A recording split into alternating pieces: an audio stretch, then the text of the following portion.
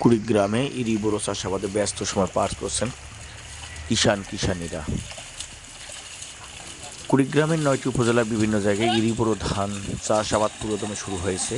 তাই চাষাবাদের জমি প্রস্তুত ও ধানের চারা রোপণে ব্যস্ত সময় পার করছেন কৃষকরা।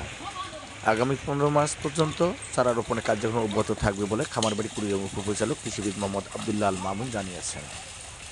এরই বড় ধানের চারা লাগানোর জন্য ট্রাক্টর দিয়ে হাল চাষ করে জমি উর্বর করে নিচ্ছেন। আবার কোথাও কোথাও মহিষ, গরু ও ঘোড়ার হাল দিয়ে আবার কেউ কেউ নিজেই মইয়ের গাছের গুঁড়ি ফেলে দিয়ে মই টেনে কদমাক্ষ জমি সমান করে চারা রোপণের জন্য প্রস্তুত করছেন কিষাণীরা।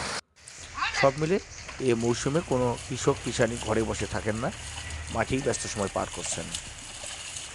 উপপরিচালক জানান, এবারে কুড়িগ্রাম জেলার 9টি উপজেলার 1,17,365 হেক্টর জমিতে ইরি বোরো চাষাবাদের লক্ষ্যমাত্রা নির্ধারণ করা হয়েছে।